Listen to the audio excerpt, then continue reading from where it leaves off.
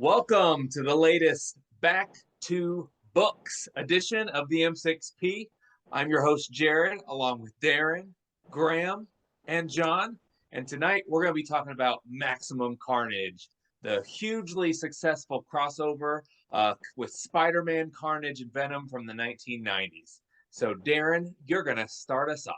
Alrighty, so I believe the year was 1994, and the old man was taking me into Kroger's to pick, and he's picking up something at the pharmacy, and like every other kid, I played with the blood pressure machine, pushed a button, and then right next to that was the book section, and that's when I first caught my glimpse of Maximum Carnage. I really, really, really like, for me, being a kid, the favorite thing to me that stood out was just how merciless Carnage was. Spider-Man's a good guy, but then Venom, who's a bad guy, is all of a sudden a good guy. And I liked Venom a whole lot more after Maximum Carnage. I mean, that was just, it was so fun. That was a wild ride, 14 issues. A lot of stuff going on, and it happened very quickly. And I also really, really enjoyed the writing in almost all the issues. I thought it was just solid writing, and it was current with the writing style, and what the topics discussed were all current to the times for the most part. So yeah, what's you guys' earliest experience with Maximum Carnage? And like, what did it mean to you when you first read it, or even just had one of the issues? Because I had to go back and get a few. Yeah, my first exposure to Maximum Carnage was for Christmas. I opened up a present for my Aunt Vicky, and it was a red box with a Maximum Carnage video game in it for Sega. And that was the first time that I met Maximum Carnage. I popped that sucker in. It was supposedly the limited edition red cartridge, but since then it's turned out that the black cartridge was made less of. But I popped that in, and it was weird because you could play as the good guy Spider-Man, or like Darren, you had said, all of a sudden Venom, the bad guy, is now a good guy and he's beating up bad guy. Like, wow, what is going on? And this story doesn't have Dr. Octopus or Green Goblin in it. So being an X-Men kid, that's what I knew. So that was my first introduction to the character of Carnage. And then to see him on the animated series, that was also my version of Carnage. So I never really read the comic Maximum Carnage, the 14-part series, growing up. It was the video game and then the animated series. But then as I grew older, I became a fan of the comic book. Well, I was at, I think, the comic book store at the old mall, and all you guys, our town, would know that. And I remember buying at least a few issues. I thought I had more, but some of it I had, like, I was like Gandalf, like I have no memory of this place. But I like the look of Carnage on the cover. I remember that, so I bought that pretty much just because Carnage looked cool. I might have known who Venom was at the time, but I'm not quite as schooled in comics as you guys. So here and there, I'd find something that's like, oh, that looks awesome. I got to get that. So I picked that up, and it brought back some memories, like just the art style and everything, just from the time. It took me back to buying comics in the 90s, rereading it. Yeah, I had bought the original appearance of Carnage when he was in the Amazing Spider-Man, like the 361, 362, around there, whatever. But that was kind of like Spider-Man had been going through the artist, and then all the great Spider-Man artists were leaving to go to Image. And so that's what was happening right now. So now Mark Bagley started drawing Spider-Man, which is what we see in this. And he does a good job. To me, he was the best artist of this. But when Maximum Carnage came out, I was kind of not as diehard. I would obviously later get back into it, but I think I was discovering girls and such. So it was like, not that they were discovering me, I promise, but it was, trying. But so I was kind of out of it. It was years later I traded away some some of the X-Men comics from the mid 2000s, I would say, for some, or no, not maybe probably the late 90s would it be, and then for the Maximum Carnage, and even then, reading it, I was I'm gonna spoiler alert. I'll say I was less than impressed getting through this particular mashup of 14 issues. Although I love Spider-Man, and Carnage could be a cool villain. You're right, but that was the first time really they introduced all the really murderousness and ruthlessness of it. Some of the scenes here, it's like that's not the stuff you were getting in your everyday comics. Even with the villains, they weren't just killing people for no reason. But yeah, and then the video game. Of course, I played the video game a little bit when it came out. I didn't have it. I think I rented it from the local video store or whatever. Back when you rented video games. But Yeah. so that would be my introduction to this Maximum Carnage. Awesome. Good stuff there. And I also rented it. I did not own it. But so yeah, there's a lot of one of the things that stuck out is a lot of different characters in this. Like the choice of characters in this was just so random. I mean, yeah, you have your darker characters or characters that are attracted to Carnage, but even some of the good guys that decide to go with Spider-Man, and just kind of how they're all torn because like some of them are like, no, we can't kill Carnage, and the others are like, it's necessary. That's the only way to stop him. We have to kill Carnage. And I mean, that's what that whole, I mean, Spider-Man's torn throughout the entire thing mentally about that. And I mean, he goes through phases where he starts to act impulsively and kind of like Venom, and then he goes back. All the while having damaged ribs, he keeps complaining about the whole series. Yeah, lots of interesting characters like Morbius joining up, and then all of a sudden this guy Carrion gets out of the sewer and just is like, yeah, I'm gonna go be Shriek's kid. And also, I thought Shriek was, yeah, she was a very annoying character, but very integral to the story based on her abilities and powers. I mean, that's really kind of how Carnage took control, because that loud Karen was influencing all the people we find out later in the series to get angry, and even the heroes are being affected by that. So yeah, I mean, we can go on and on about the characters. I certainly just did a little bit, but what did you guys think? So I always liked Shriek. I always liked her. But I liked her from the video game. You know, it wasn't from the comic books, because in the video game, she's at the top of the roof and she's shooting her powers down, and you're climbing up the roof to slowly try and get up there to get her. And then you finally get to the top, and then she's blasting towards you. I think I just always liked her design too. She was kind of like this Calypso-like clown with black and white, reminiscent of like a Two-Face almost. Just as a kid, like I thought the design was really kind of fun. And she just got a Marvel Legends figure last year, and I bought it instantly. And she's standing with Doppelganger and Carnage down in the basement, and it's a fun little display.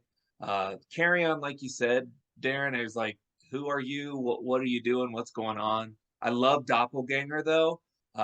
From originally from Infinity War is where he came from, and his design was so sweet. And Infinity War, like we could probably do a whole nother show on that.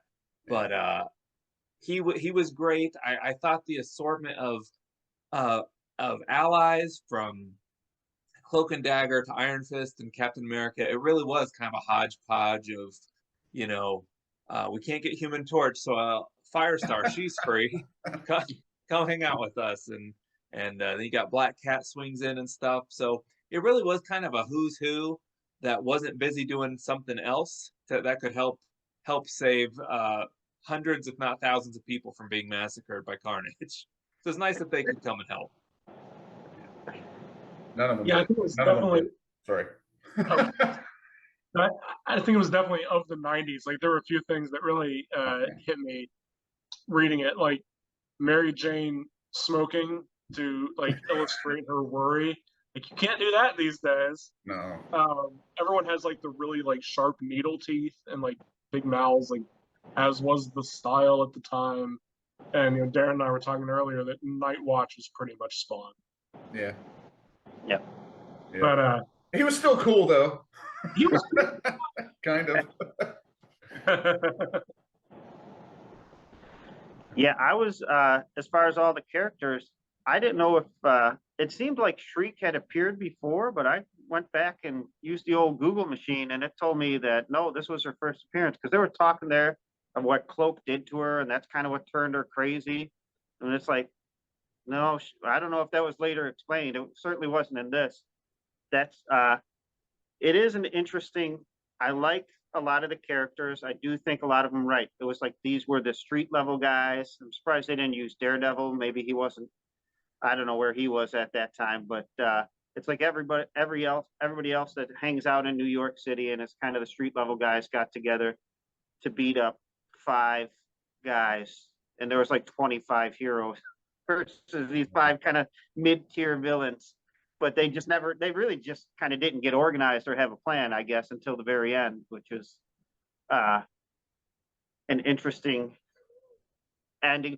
Maybe not the ending, but right before the ending with the what was it, the good gun or whatever that was. Like that's what they used to just spread good energy and cheer throughout the land. it was basically Ghostbusters 2. Yeah. Yeah. Right. So but yeah, I liked most of the characters. That version of Deathlock was popular at the time. I think that was the one that was a peaceful Deathlock, not the one from the future. And then Iron Fist is cool. Right. Firestar they borrowed from the New Warriors because they didn't have the Human Torch. Captain America's the only Avenger that didn't go to space with the other Avengers, I guess. But yeah, a lot of interesting characters. Just kind of you never knew what you were going to get from issue to issue, which ones would be there. Morbius needs a nap, so he's coming back later, and that kind of stuff. They're separating, they're together again. But yeah, I liked a lot of the characters in it. That's for sure. Awesome. So we've done this in the past before, talking, and there's 14 issues, and as Graham mentioned, when he saw a cover and he was like, "Whoa, that looks really cool," and that's what enticed him. And these covers were great, I think, and all the Maximum Carnage covers. And I can't think of the issue right offhand, but the one that you mimicked for the little poster that you drew for us, that's one of my favorites right there, by far. Out of the favorite, like if I had a favorite cover, it would probably be that. I mean, they're all good. It's hard to pick a favorite child, but that one always sticks out in my mind because it's just a giant Carnage, and he's got them all tangled in this symbiote, and you can just the symbolism behind that is like they don't know what to do. It's just they've got no hope. So yeah, that's my favorite cover. Can't think of the issue number right offhand. Jared's already looked it up, I think. No, well, I was just going to show you my favorite because I assumed that was the next question. Yeah, go ahead. You guys have some favorites. So I have a couple. So I'll show you this one first. It's Carnage that was from the video game. That was the video game cover. Okay. So that to me, like that just encapsulates, Maximum Carnage.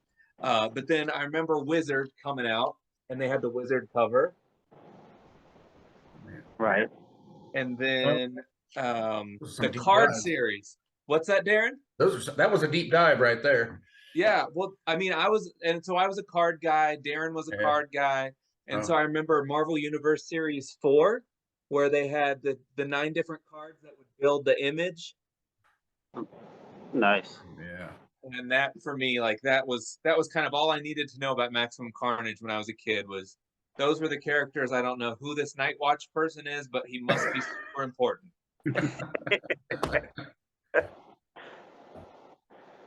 All right. Anyone else? Yeah.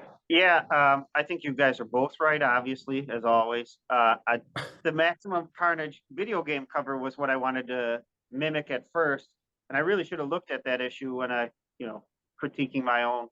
Like I could have done a better job. But right, that cover where they're all entangled, that was cool too.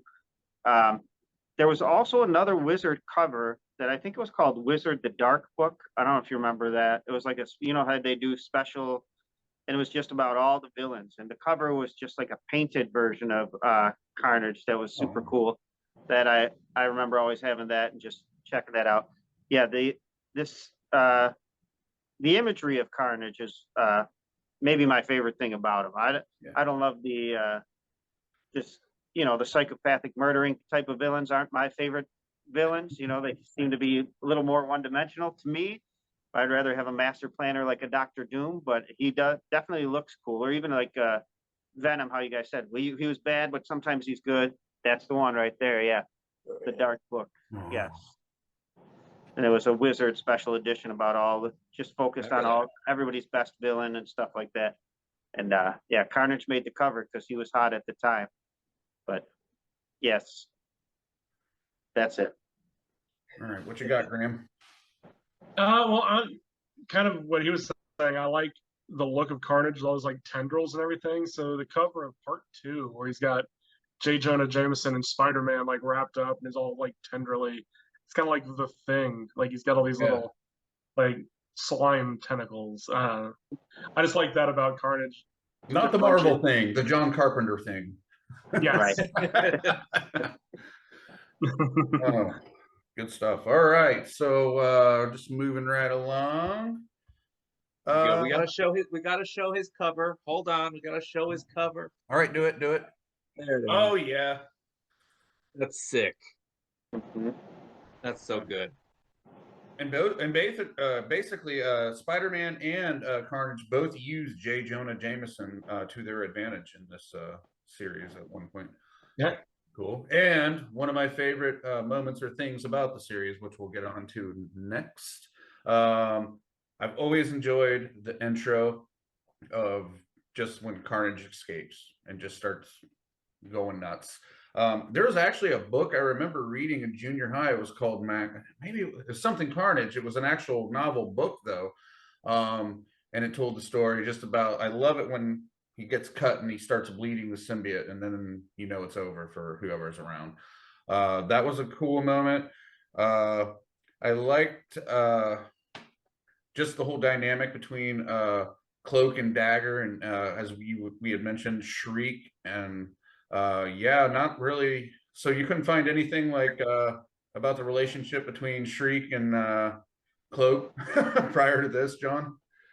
I mean, I just Googled her first appearance and it was in like, you know, Spider-Man Unlimited #1. So, well, that doesn't make sense. So they must have done a backstory at a later date, I would hope, but somebody somewhere, but I couldn't find it. I did not. Yeah, and what I meant by like that relationship is there's a point where after Dagger is presumed to be dead, Cloak teleports and Spider-Man's like, he wouldn't be able to do that, or if Dagger was dead. And then right at the end, when you know he's in the Holy Ghost Church, Cloak, and he's just like, you know, he's feeling that light or something, and it just explodes into light. Dagger's back, and it's like, oh, Spider-Man actually knew all along. That was pretty cool. Yeah. When Carnage is just torturing Venom, hanging him up by the hook, just torturing him, and Venom, he actually kind of seems a little desperate. Meanwhile, he's got a little symbiote seed there running off into the sonic gun. And that's one of my favorite things when Carnage, he's like, well, you're over, and he shoots it out and it's a symbiote. That was great. Yeah. So those are a few of my favorite moments right offhand. What are you guys thinking? I didn't have a ton of favorite moments, but then as you're going through yours, I'm like, well, I guess that one was good. I think for me, what stood out more than the moments were the covers. Is just the covers, like the ones that Graham had picked out. The covers were so encapsulating, and they made you want to read it. Mm-hmm. Then reading the issue, I was like, okay, well, let's try the next one. You know, it wasn't like a 10, but it wasn't a 0. It was just kind of an okay. It wasn't terrible, you know. But then you see these covers, like the one where Carnage is swiping at Venom, and it's like a yellow background. Like, wow, this looks really interesting. What's going to be inside? Or the cover that John had homaged. Like, this looks really good. Then you open it, and it's a little bit of a letdown. Especially the issues that Bagley didn't draw. I think that he really had a good grip, and it kind of set the tone for what the series should look like.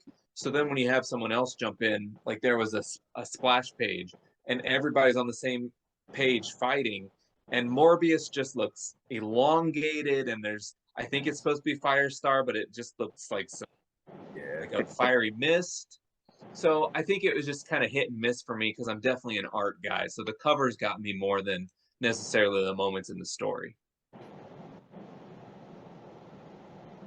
And overall, I didn't think it was as epic as I remembered it being, but there was some good stuff. Like I liked the first fight in the church. You know, fighting in the church is always good in a superhero story. I liked the nightclub fight. Uh, some of the cool bits. Like I wasn't as big on the symbiote and the sonic gun thing. I thought that was kind of like a kind of a cop out. But I mean, there's a lot of just cool.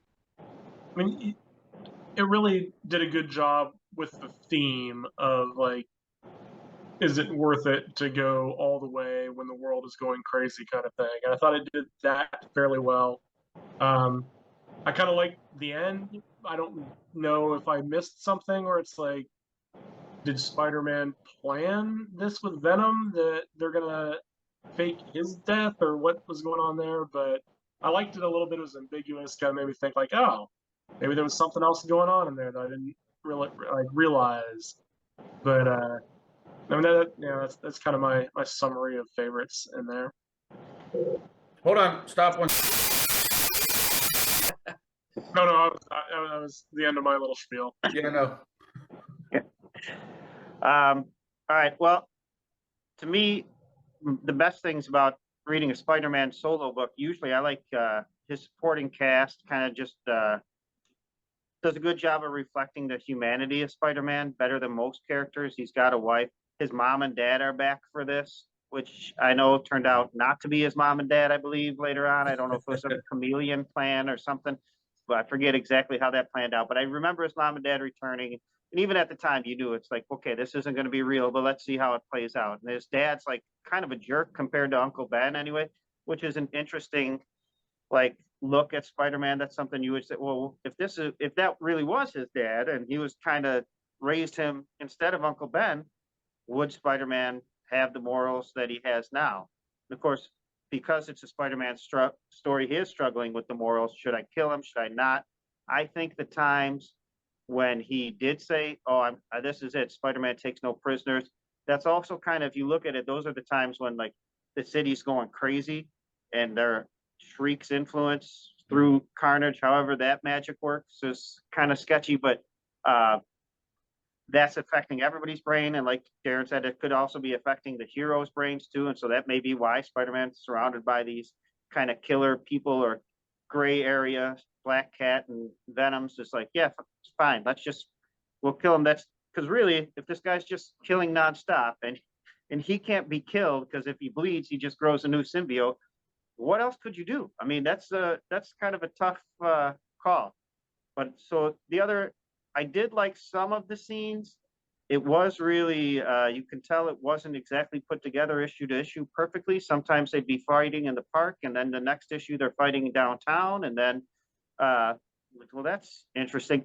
But I did like the stuff when it was Maximum Carnage in the city. I think they should have played that up maybe a little bit more, like the whole city's going nuts because they didn't really explain, oh, Shriek's doing something with her vocal or her sonic powers are disrupting people's brains. But like then you had like a mother going to throw her children off the roof in one point. That was kind of all the dark things and all the people killing each other. That was probably the one I was like, oh, that's kind of rough there. That's dark.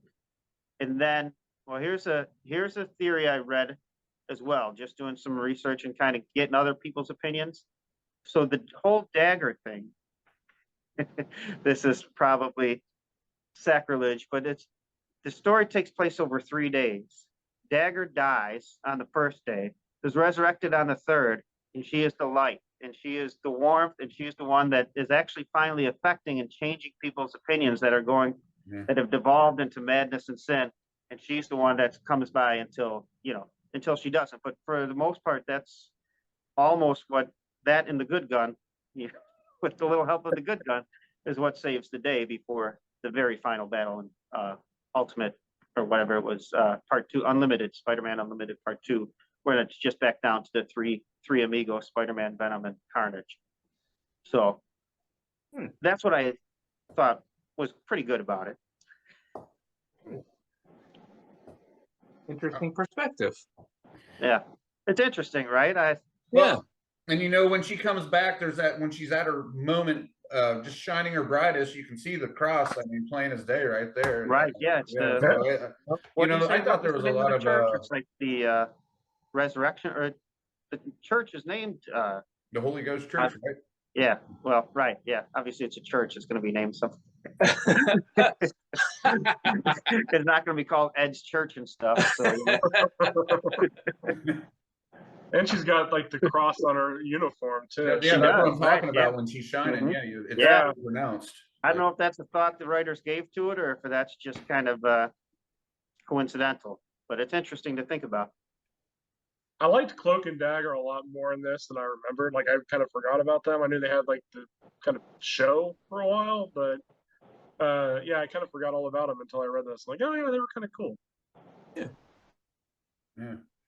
It was a good balance between the two always, you know.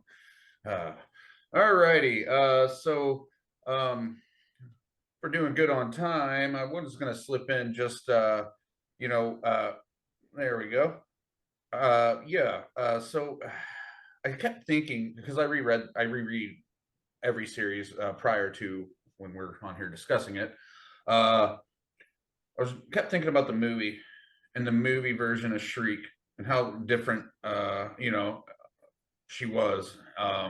Just even her powers, like she wasn't using her hands to do the sonic blast and things like that, and just the whole mannerisms of Cletus Cassidy in the comics and look compared to how Woody Harrelson handled them.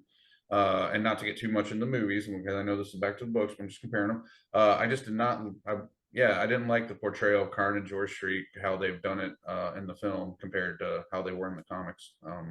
Not that Woody Harrelson isn't a great actor and does a great job, and I do believe he put his heart into it. It's just that's not Carnage to me. I never saw it. You never saw it? Nope. I didn't either. Wow, I had to. It was Carnage. I like So the second one. It's fine. Oh, here we go. No, I it's was going fine. to watch it for this, but it's not called Maximum Carnage. It's called Let There Be Carnage, right? So I'm like, okay, that doesn't count. So it's It not the wasn't same very thing. good. I You don't guys have to watch actually it. aren't missing much. I'm telling you. It took some influence from this, though. Like well, obviously, It did, this yeah, was it took some Shriek's influence. first appearance, but like they're more explicitly, like, instead of just forming a fake family, like they actually do want to get married in the movie, and they have a big church. And so I mean, there's definitely some nods. I don't know. I kind of liked her movie version on paper anyway, probably a little bit better. I think it cut out a lot of like nonsense, but I mean, I don't know. On the actual finished movie, I feel like there was some deleted scenes or something because it kind of jumped around, but it was a fine movie. It was fun. Well, it's a good thing we're not talking about the movies. Plus, Jared and John have not seen it, so let's move on. All righty. What did you guys think of the ending? For me, I was like, oh wait, they finally got him after all these issues. They finally got him, and then in the last episode, he comes back, and it takes him 13 issues to beat him. But then all of a sudden, oh, we can do it in one. Because his mind's all scrambled with from the good gun or whatever or something like that. I will say I enjoyed how Venom's just going relentless on him and just being like, it has to be done. And in the end, Venom does sacrifice him. Well, makes everyone think he thinks he sacrifices himself to stop Carnage. And he had it planned all along, which is weird. I thought the whole you know, it that ties in with Venom and him being a favorite. One of my favorites is like he's constantly trying to I guess tell himself like, yeah, or talk himself into it, like, you are a good guy, actually. You just have standards that are different than Spider-Man's, and they might be a little bit crazier, but you follow him. So I don't know. I just thought the ending was so crazy just to see Venom after everything. He's just like, and he's willing to sacrifice himself, or even though he doesn't really do it. But I don't know. That was a weird ending to me. That was a weird ending. Comes back one issue, and all of a sudden problems are solved. Ugh. I don't know. What do you guys think? Yeah, I think the ending just kind of petered out, honestly. It could have been really, really great, and it was just kind of ended on a whimper. Um, always liked Venom as a villain, though, and I think this was the beginning of making Venom a hero or an anti-hero, a Yeah. lethal protector, all that kind of stuff. So even though he was so important to this entire story, I think it would have been better if he wasn't in Maximum Carnage, because he's just been so watered down over the years, and he lost that. When Venom first appeared, like, he just destroyed Spider-Man. He was a symbiote suit. He had these teeth. He was drawn by McFarlane. He was just Yeah. raw is the word, just raw. He was so cool, you know.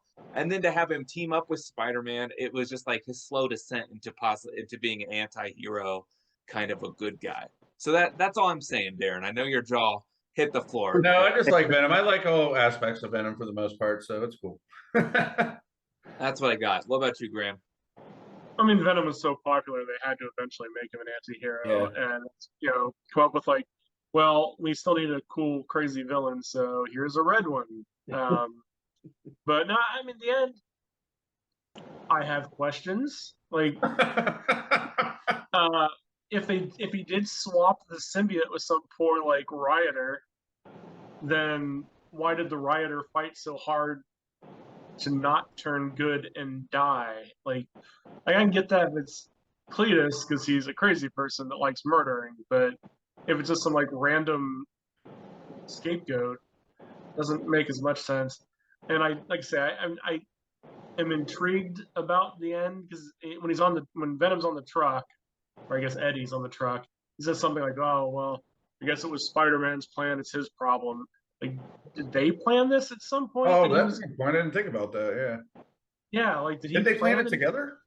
Fake his death, and then like Cletus dug up an empty coffin, like, and they didn't even mention like, well, his mom's bones aren't in there. That's weird. Anyway, so I don't know if any of this was like paid off later, and I just didn't read it. But for an end of a big 14 issue epic, it's kind of like,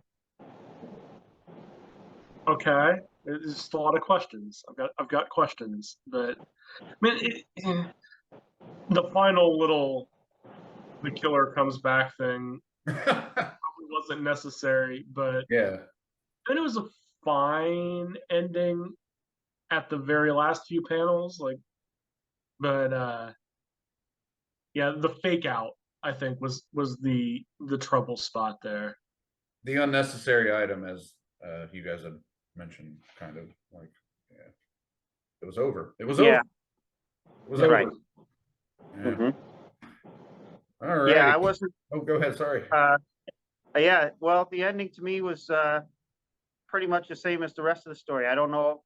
It could have been just a one issue Maximum Carnage story, apparently, because even though it was a double-sized issue, but the first 13 issues, it was kind of just chasing them down, fighting them, them getting away. Let's chase them down again later. We'll fight them with this different group. Now it's this different.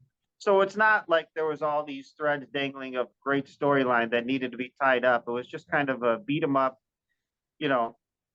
with cool covers and lots of guest appearances. And now really what everybody wants to just see is the same thing they saw the first 3 issues when Carnage appeared, as Venom and Spider-Man team up to take down Carnage. And then finally the Avengers made it back so they can, keep them. They keep them up. They came back just in time. While ladies are dangling their children off of buildings and stuff, they don't care. But, when Carnage is all done, then they're like, oh, all right, we'll get there now. And we'll take him into custody. We got it from here, guys. Don't worry about it. Yeah. Oh, sorry. Go ahead. No, you're good. You're good. It's just, yeah. So it was just kind of, I did not expect a great ending after reading the first 13 issues, and I was not surprised with a great ending in issue 14. So this is what it is.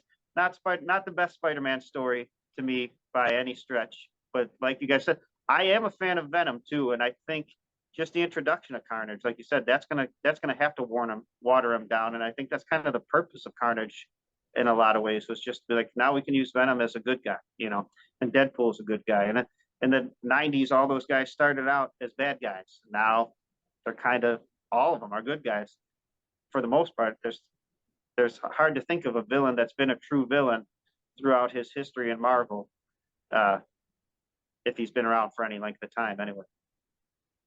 Except for Carnage, probably. He just always kills people. And to your point about the Avengers not showing up till the end, there's one supervillain causing mass genocide and creating everybody else to hurt and maim each other in New York City. What mission were they on? What other mission was so important that, like, finally Captain America shows up? Woo! And You know, yeah, I starts could stopping probably some figure, sensitive- because I just read through all those Avengers comics, like from the 90s. Actually, I read the whole Avengers run of the volume 1 Wow. in the recent few months. Well, I'd been reading it for years, but then I just, I had all the essentials till they ran out.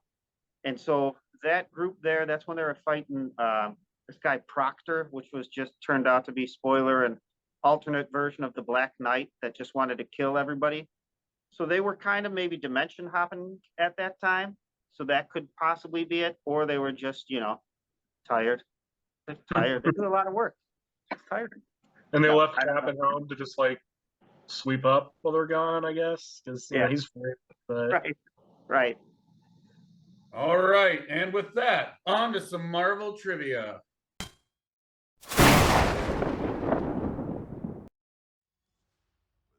All right. So we're going to get started with some trivia. We've got 10 questions about Maximum Carnage. Nothing too crazy.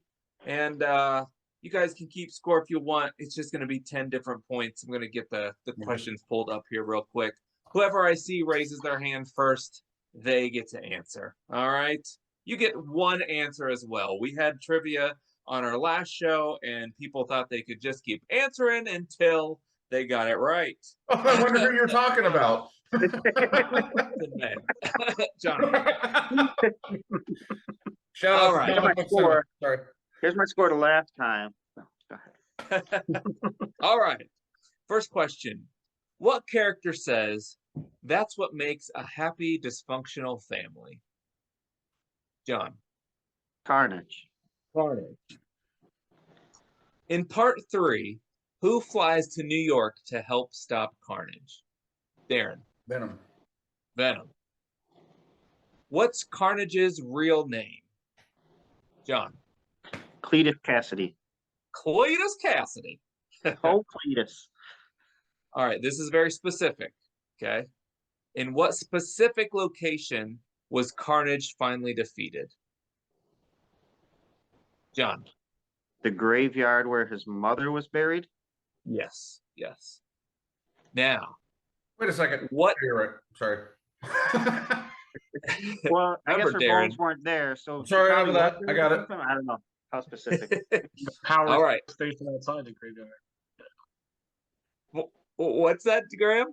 The power station outside the graveyard, but you know.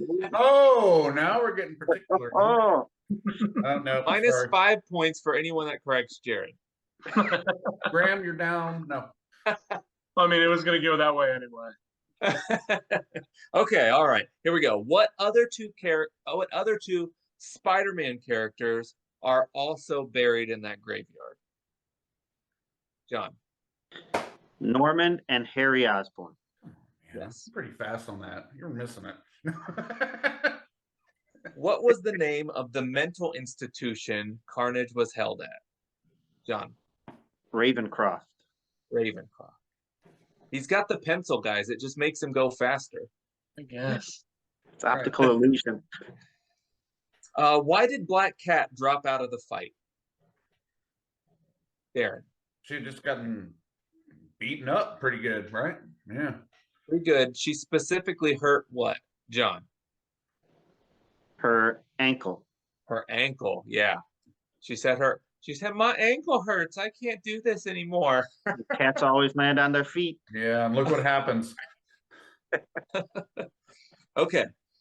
For Team Carnage, name the villains on Team Carnage. Darren. Shring, Doppelganger, Demogoblin, Carrion.